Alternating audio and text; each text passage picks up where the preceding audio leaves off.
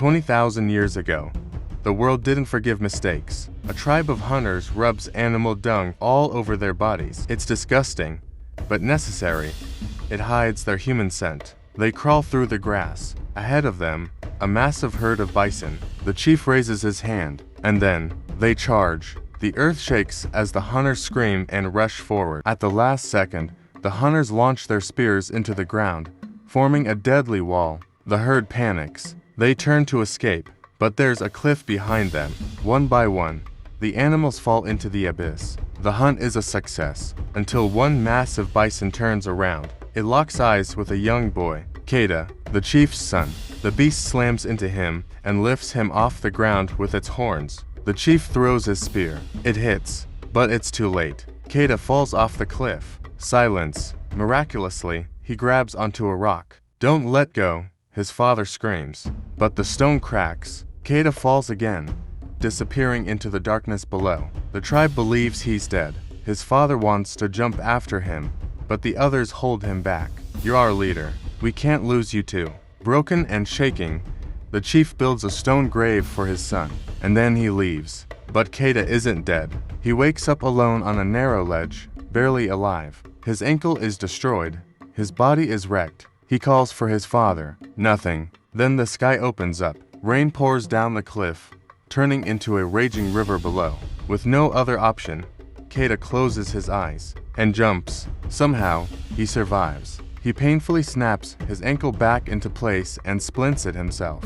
Every step is torture. When he finally makes it back to the campsite, it's empty. Only his grave remains. He has been left behind. Then he hears something. Growling. Wolves. He drags himself toward a dead tree and starts climbing. A gray wolf bites into his leg. In pure panic, Keda stabs it.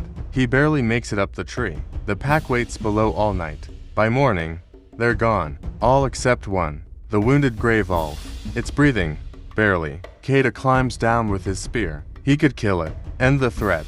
But when he looks into its eyes, he sees fear, pain, loneliness, the same things he feels. So he makes a choice. He walks away. Days pass. As he cooks the meat, the wolf watches from a distance. Starving, Keda hesitates, then tosses it a piece. The wolf eats. That's how it starts. Not with trust, but with survival.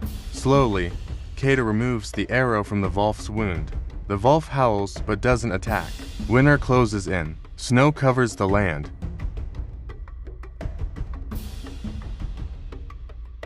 One night, another wolf pack surrounds Keda. This time, he's not alone. The gray wolf steps forward, protecting him. A brutal fight breaks out in the snow.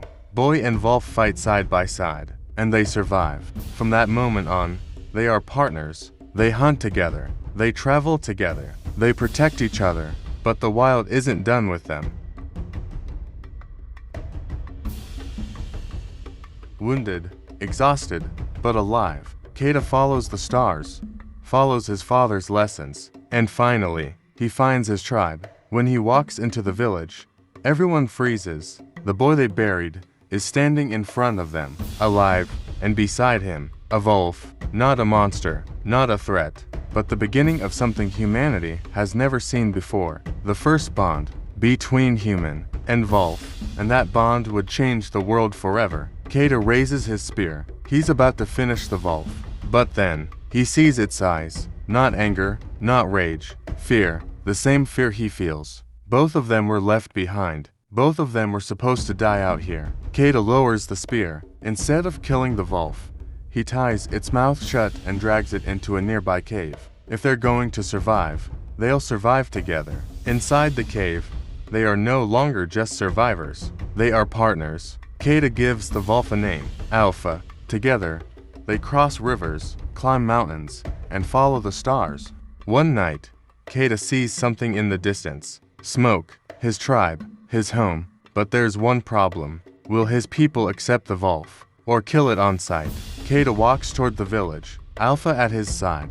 The tribe sees him, and freezes. The boy they buried has returned from the dead, and he didn't come back alone. What they're witnessing isn't just survival. It's the beginning of something humanity has never seen before. The first bond between man and wolf, and history will never be the same again.